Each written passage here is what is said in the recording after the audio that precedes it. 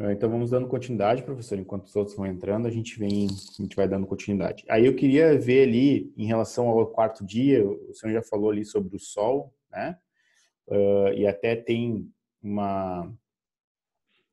algumas questões que a gente poderia abordar mais profundamente, mas acho que aqui a gente não vai ter muito tempo.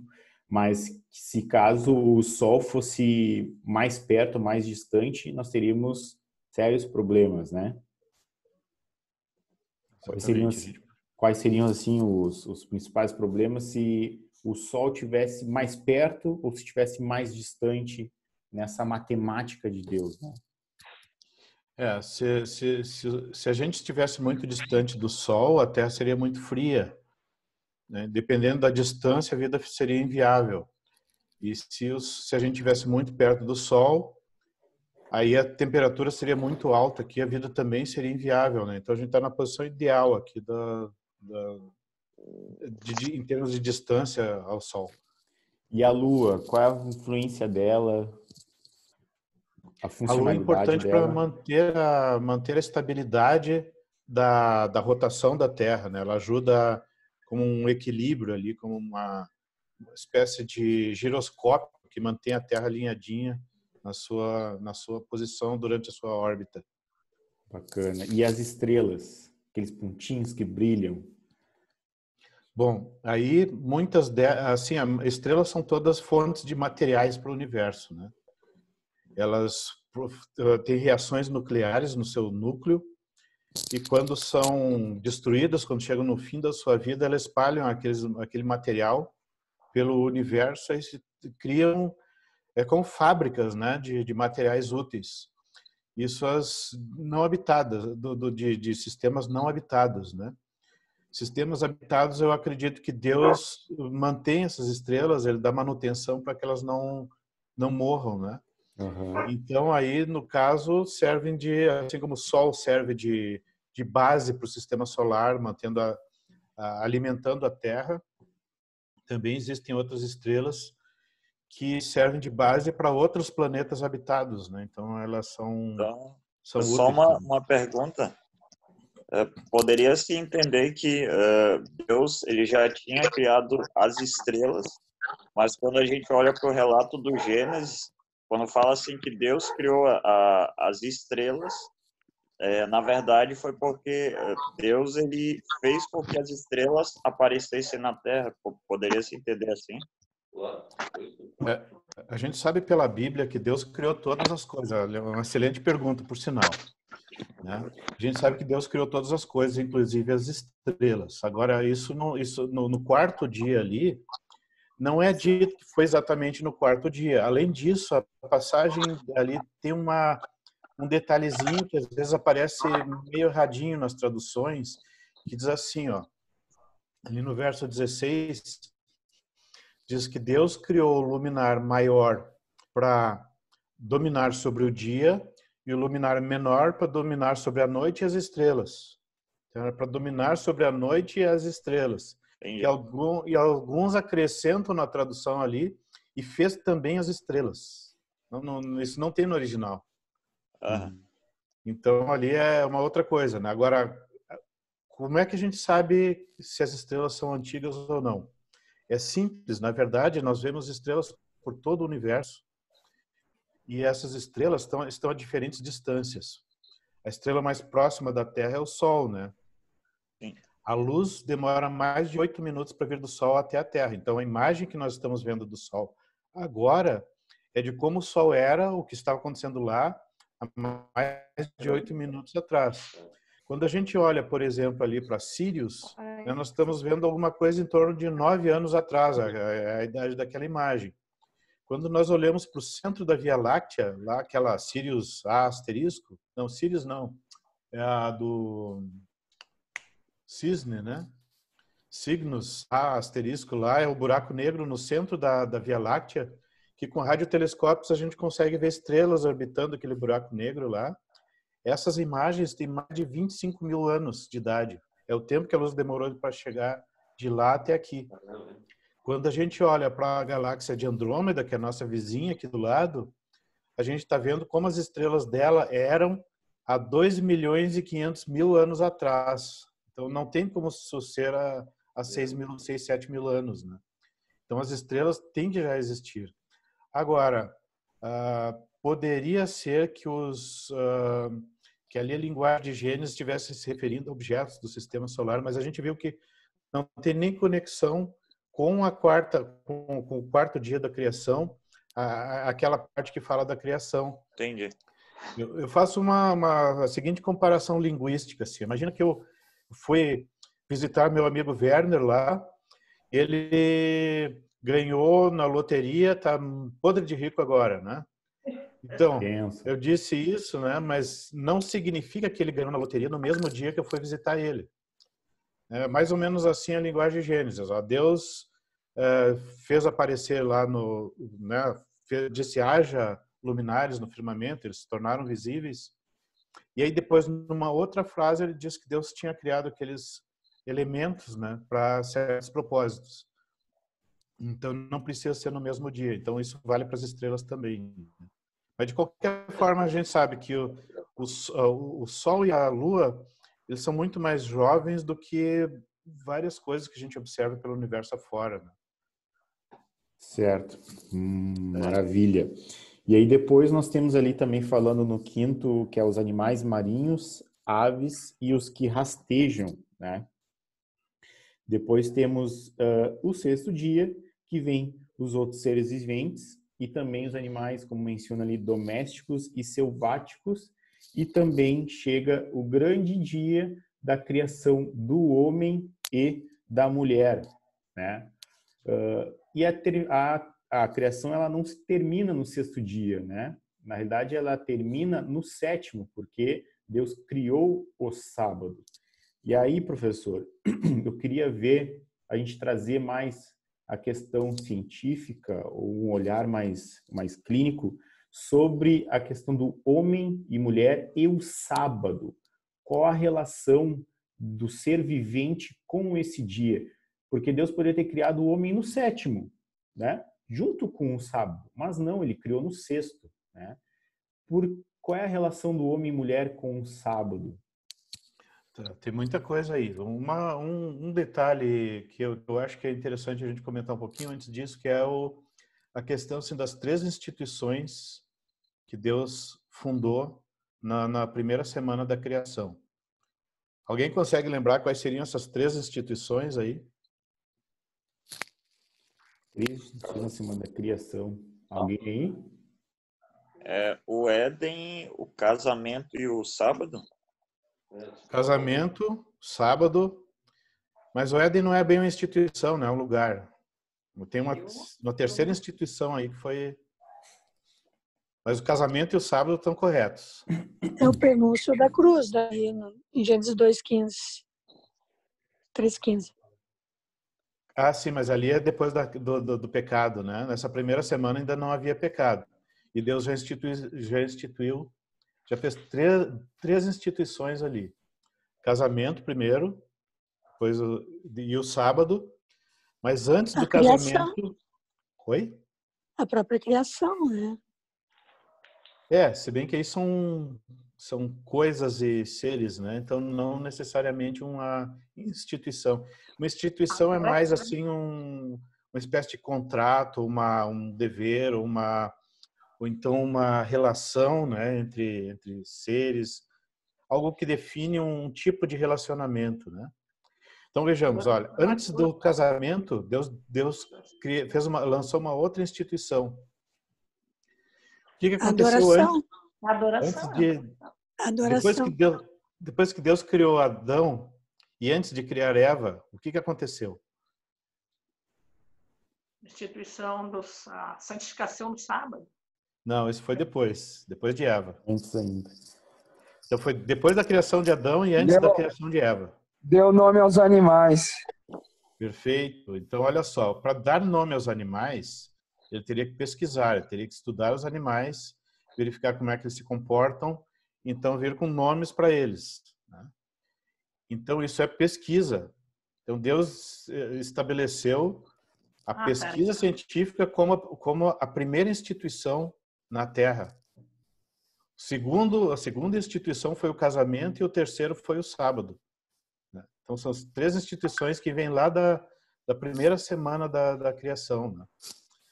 Então, olha só, Adão começou a observar os animais e daquela observação dos animais e dando nomes para eles, de acordo com características, ele se deu conta de uma coisa. Peraí, tem uma coisa diferente aqui. Cada animal tem a sua companheira, né? Cada animal lá tem o seu companheiro também, né? Então, são macho e fêmea. E eu tô sozinho aqui, tem uma coisa faltando. Então, ele se deu conta que realmente ainda estava faltando alguma coisa na criação. E aí sim, Deus fez cair um profundo sono sobre Adão, tirou uma das costelas e fez Eva, né? Tirou do lado para ela ser sua companheira, né? Não ser superior nem inferior, estar do lado, companheira dele. Inclusive a palavra homem, ali no original, ela é usada para os 2 sexos, né? Diz que Deus fez o homem macho e fêmea, né? Então ali é usado para ambos. Mas ele criou Adão primeiro. Então, Adão, aí a pesquisa, aí o casamento, aí o sábado. O que essas coisas têm em comum? Essas coisas têm em comum relacionamento. No momento que a gente está fazendo pesquisa da natureza, que a gente está estudando a revelação, a gente está aprendendo sobre Deus, sobre o Criador, sobre a sabedoria dele. E a gente consegue saber muito mais sobre Deus do que parece inicialmente. A gente consegue estudar todas as características de Deus. Não, na verdade, nós não conseguimos estudar toda porque elas são infinitas. Mas qualquer característica de Deus pode ser estudada a partir de ensinamentos que a gente obtém da natureza. Isso a gente consegue se a gente usar métodos matemáticos. Só observando não tem jeito, não tem como. Mas com métodos matemáticos a gente consegue encontrar essas informações. Então ali na pesquisa que Adão fez... Pode falar baixinho, professor. Tranquilo. Certo. Na pesquisa que Adão fez, ele estava vendo o padrão que Deus usou para criar seres vivos. Com isso ele se deu conta que ele ainda não tinha a companheira dele. E Deus queria que ele percebesse isso para sentir falta, para poder valorizar essa companheira. Aí ele fez o casamento, relacionamento entre um homem e uma mulher, formando um vínculo íntimo que ensina também aos 2 o relacionamento com Deus. E o sábado, desculpe, e o sábado para que a humanidade tivesse essa oportunidade semanal de ter um contato mais íntimo com Deus. Porque é através desse tipo de relacionamento que nós crescemos, que nós nos aperfeiçoamos. Então, é muito importante tudo isso. Então, contato com Deus através da natureza, da pesquisa, contato entre os seres humanos, especialmente entre o casal, e contato das pessoas com Deus. Essas 3 coisas então, foram instituídas ali no Certo. Então, ali no 7º dia, né, a gente vê o sábado tendo essa ligação com o homem, né? A instituição do sábado, né, como o senhor bem disse, o sábado, o homem e os animais. Tem mais alguma questão assim, interessante para a gente mudar de assunto que deveríamos pensar sobre a questão do sábado? Uma ligação... Werner. Por favor, Breno. Pode falar, Tudo Breno. bem? Tudo bem. Bom dia para vocês. Bom dia. Até agora só escutei, é bom escutar, né? Claro. Não é só gente. Eu só queria deixar para os irmãos, como eu, estamos escutando algum pensamento. Pensamento só. Sou totalmente favorável à ciência. A ciência, para mim, tem coisas fantásticas, mas muitas coisas nós não conseguimos explicar com a ciência. Porque a Bíblia nos diz que o que é revelado é para nós, o que não é revelado não é para nós. Então, a ciência, para nós, ela vai até um ponto e nós podemos aceitá-la e, graças ao bom Deus, que ela existe como uma forma dentro do sistema. Agora, um pouquinho mais adiante. Deus é atemporal. Eu creio totalmente na criação imediata de todas as coisas na semana da criação. Elas não estavam, para mim, elas foram colocadas por Deus. E é isso que, para mim, nos diz a palavra do Senhor.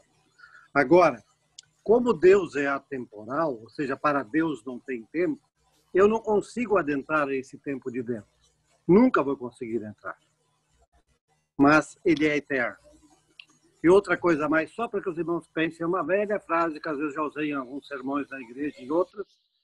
Se eu, como homem, conseguir explicar Deus, Deus não é Deus. Se eu, como homem fraco e pecador, conseguir explicar Deus, Deus não é Deus. Então, nós temos, gente, de agradecer ao Deus Criador tudo que Ele nos deu, essa fantástica obra que Ele fez. E que hoje a ciência comprova e aumenta-nos até informações que nós ficamos assim impressionados com o que está aí. Mas imagina a glória que nós teremos quando na eternidade vermos a amplidão das coisas de um Deus totalmente criador e poderoso no universo. Posso fazer um comentário? Vou ter que comentar isso também depois, mas... Tá. Eu gostaria de... Então tá, eu gostaria de comentar algumas coisinhas sobre isso também. Uma das coisas ali, sobre Deus criar tudo naquele momento. Por exemplo, se Deus tivesse o hábito de criar tudo do nada, Ele teria feito Cristo aparecer aqui com 30 anos, direto no seu ministério, mas Ele escolheu fazer com que Cristo nascesse como um bebê e fosse crescendo e se desenvolvendo. Ou seja, nem sempre Deus chega e faz as coisas do zero, tudo assim do nada. Muitas vezes Ele dá tempo para que os processos que Ele mesmo criou aconteçam.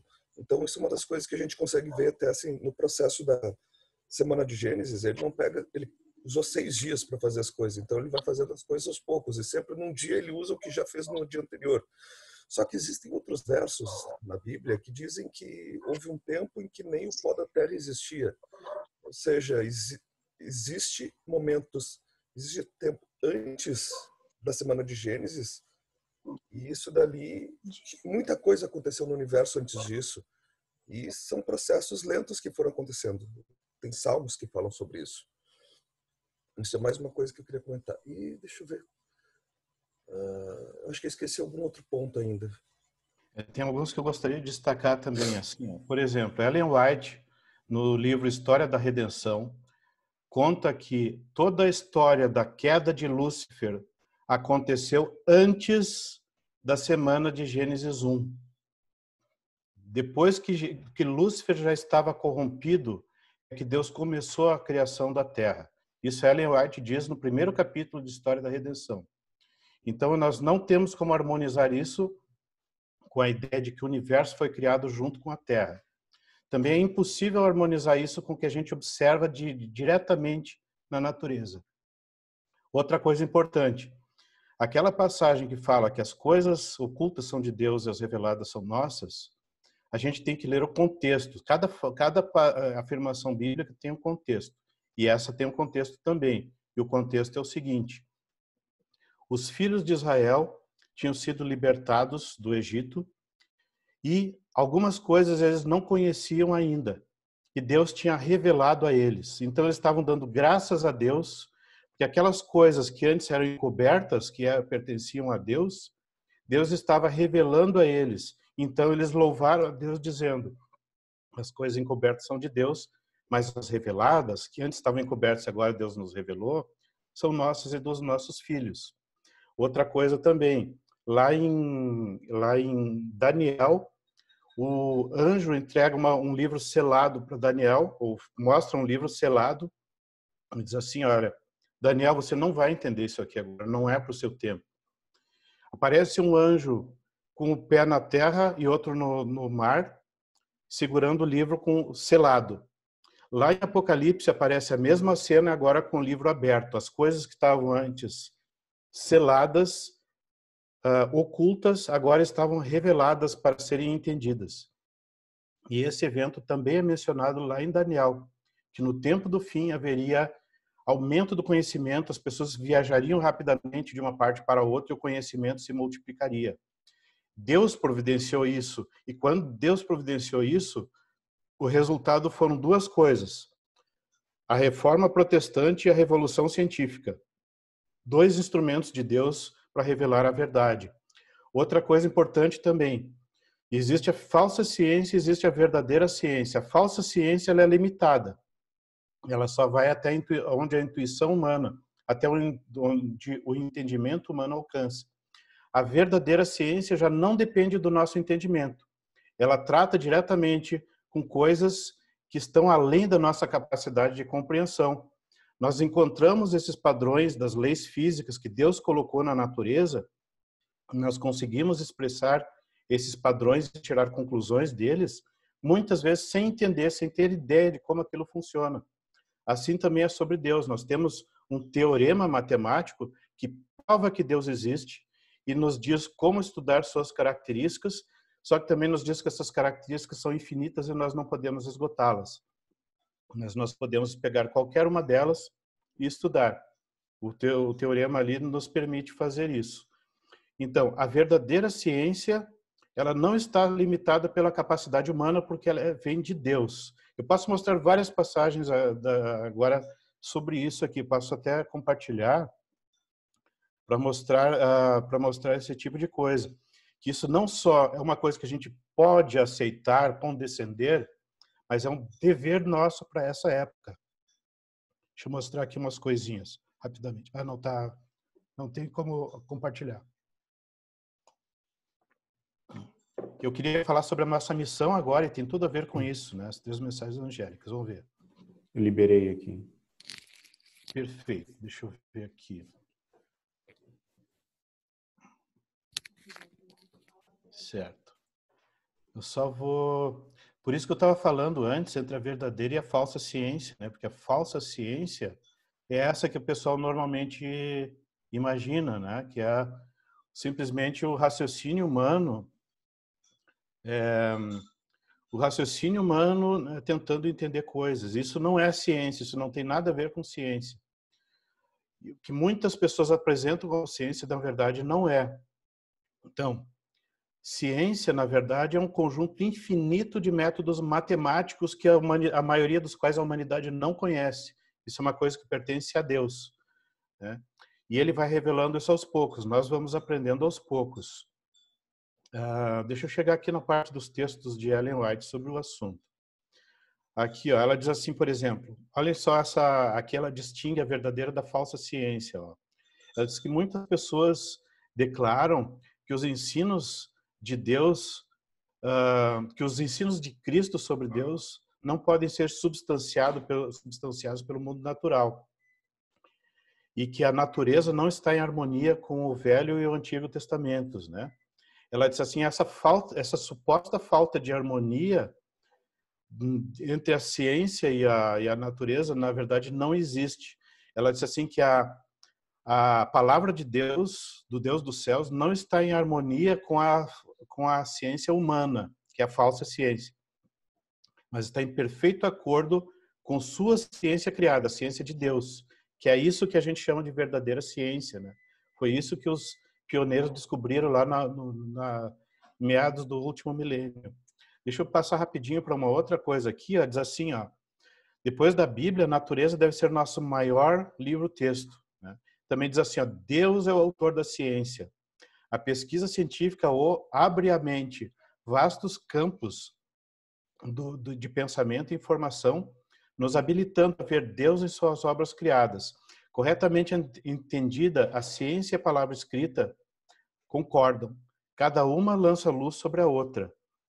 Outra coisa também diz assim, ó, conhecimento da verdadeira ciência é poder. E é o propósito de Deus que esse conhecimento seja ensinado em nossas escolas como preparação para a obra que precede as cenas finais da história da Terra. Aqui ela não está colocando como uma coisa que a gente pode aceitar, está colocando como uma obrigação, né? Também, outra coisa importante é que quando a gente descobre as leis que regem o mundo natural, nós estamos ao mesmo tempo descobrindo as leis que regem o mundo espiritual. E isso que Ellen White está dizendo aqui, ó, os mesmos princípios que regem o mundo natural também regem também o espiritual. E outra coisa, ela diz assim, as leis obedecidas pela terra revelam o fato de que ela está sobre o poder mestre do Deus infinito. E os mesmos princípios regem tanto o mundo espiritual quanto o natural. Agora, notem o seguinte, essa formulinha que eu botei aqui embaixo, ΔS igual a 0, o que representa isso aí? Isso aí, na verdade, é o que a Ellen White disse em outras palavras. O que significa essa formulinha?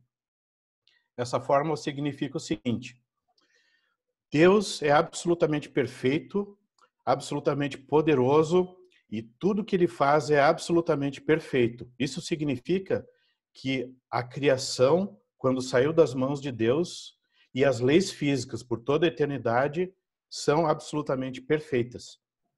E isso pode ser expresso matematicamente por essa fórmula, ΔS igual a 0. Dessa forma, nós conseguimos deduzir as leis físicas. Saem as equações das leis físicas daí.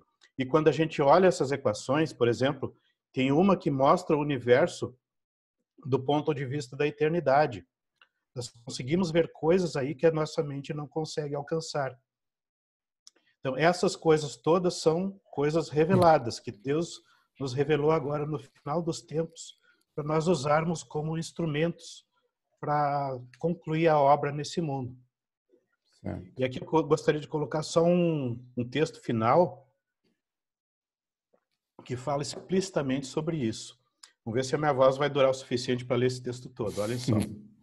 Jovens que desejam entrar no campo como ministros comportores devem primeiro receber um grau adequado de treinamento mental, bem como preparação especial para sua vocação, seu chamado.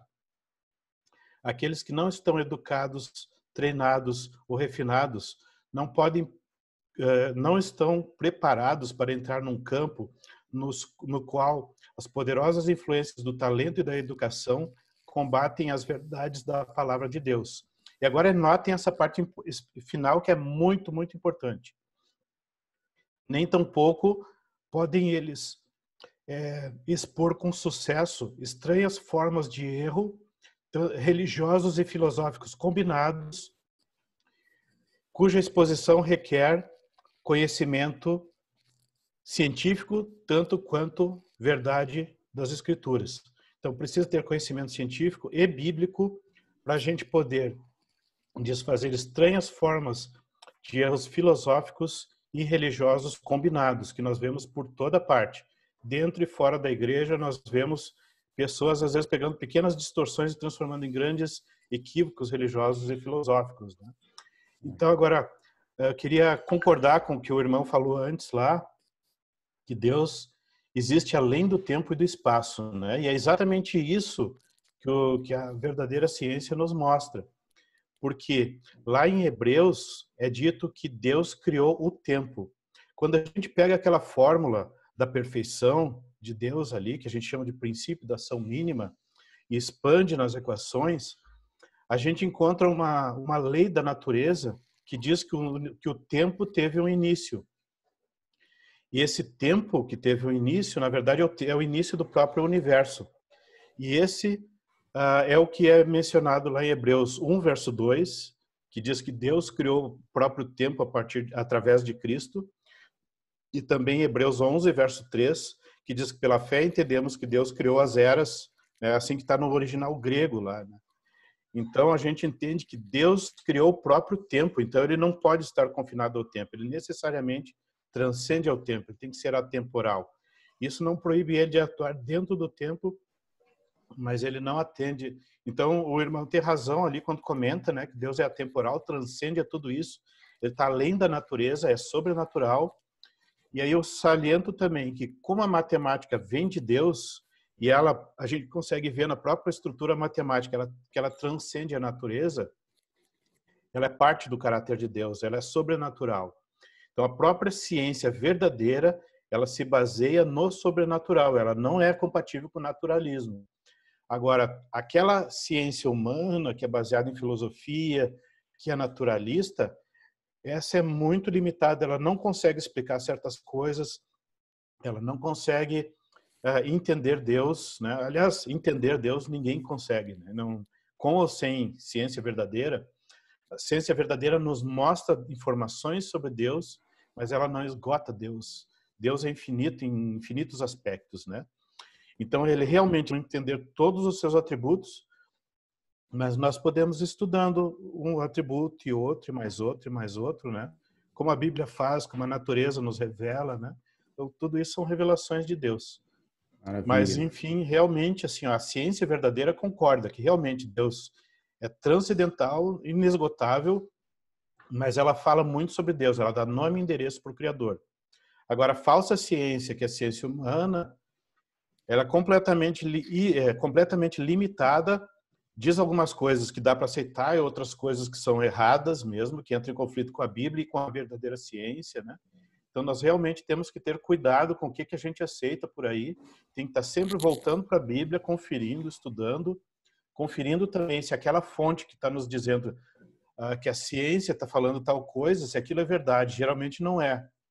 Eu vejo muita gente dizendo por aí, a ciência diz que tal e tal coisa. Quando eu vou conferir, é exatamente o contrário. Aquilo é falso, né? Notícia falsa. Então, a gente precisa realmente estar sempre conferindo na Bíblia, no espírito de profecia e nos dados também, para verificar se o que o pessoal está dizendo é verdade, né? Maravilha. Acho que o Brenner ele quer falar alguma coisa. Temos 5 minutos. Tá no mudo, Brenner, tá no mudo. Peraí. Brenner, não estamos te ouvindo. Tem que tirar do mudo aí. Não estamos te ouvindo. Eu não estou conseguindo aqui mutar, tirar o áudio dar o áudio para o Brenner. Agora foi, Brenner. Foi o quê? Agora sim, agora dá para te ouvir. Agora dá para te ouvir. Ah, está me ouvindo? Tá bom, gente. Quero deixar bem claro ao irmão que conheci hoje, Eduardo, né? Eduardo Lutz. Sim, nome Luz, até Luz, é Luz, viu? Eu sou totalmente favorável à verdadeira ciência, porque a verdadeira ciência nos leva a Deus. Isso não há dúvida nenhuma. Mas aos irmãos que estão na roda, escutando todo esse debate, algumas afirmações minhas foram com essa intenção de criar um pouco mais de informação, mas também pensar o seguinte, quantas vezes você já ouviu assim, quando você chegar no céu, você vai ter tanta coisa a fazer que você não vai ter tempo de pensar bobagem, né? Então, diante de nós temos que hoje ter esse pensamento. Eu quero dizer que coloque-se agora no céu. Qual é o tempo eterno que nós vamos precisar para conhecer tudo que Deus fez e tudo da parte de Deus? Essa grandiosidade é algo que realmente, como um ser que crê na palavra de Deus, ele fica assim estupefato diante da grandiosidade das coisas que nos aguardam na eternidade que Deus nos prepara. Um abraço a todos. Maravilha. Temos 3 minutos para encerrar, porque já vamos para a segunda sessão. Segunda sessão. Certo, maravilha. Um dia vamos fazer, quando voltarmos para a nossa igreja, tivermos liberdade de voltarmos todos, vamos fazer um painel de discussão. O Brenner, a religião, e o Eduardo, a ciência. Fazer um bate-papo. Mas essas coisas concordam, né? A verdadeira religião. Claro. Claro que bate, não tem nada com certeza. Não é Às vezes o que aparece é a colocação. A colocação exato. Para quem é leigo, por exemplo, a tendência da palavra do Eduardo ao dizer que Deus não teria criado no 4º dia sol, lua, né?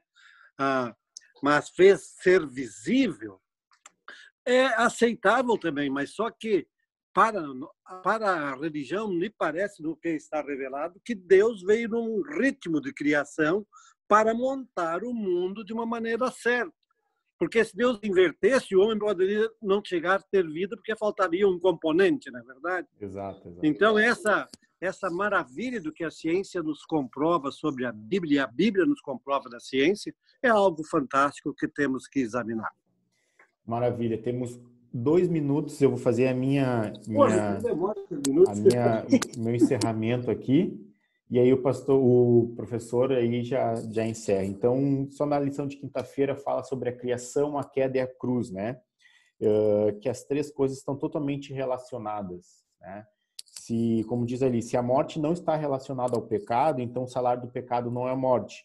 Não havendo morte, Jesus não teria por que ter morrido pelos nossos pecados. Consequentemente, né, as 3 coisas estão ligadas: a criação, a queda e a cruz. Quando o inimigo tenta eliminar uma dessas coisas, ele quer tirar totalmente essa visão de que a morte de Jesus Cristo foi em vão, que nós não pecamos e que a morte não tem nada a ver com o pecado, né? Professor, exatamente 1 minuto para o senhor fazer o encerramento. Então, se nós aceitarmos a evolução, mesmo a evolução teísta, né, que acredita que Deus criou a vida através de longos processos evolutivos, toda a doutrina bíblica desmorona. Então, a gente não consegue aceitar honestamente toda a doutrina bíblica. Então, nós precisamos, na verdade, nos apegar a Deus e usar todos os instrumentos que Ele nos deu para combater tudo aquilo que vai tentar minar a nossa fé, tudo aquilo que vai atrapalhar nossa missão nesse mundo. E essa missão é expressa pelas 3 mensagens angélicas, né, nessa época, e essas se fundamentam no criacionismo em 2 coisas. Criacionismo, Deus criou todas as coisas, é digno de nosso louvor e adoração. E 2, nós vivemos numa época muito especial, que é a época do juízo. Então, essas 2 coisas são fundamento da nossa missão nessa época. Nós estamos vivendo imediatamente antes da volta de Jesus, na época do juízo. Nós temos que apresentar a mensagem criacionista ao mundo, mostrando que realmente Deus criou todas as coisas. Isso faz sentido tanto cientificamente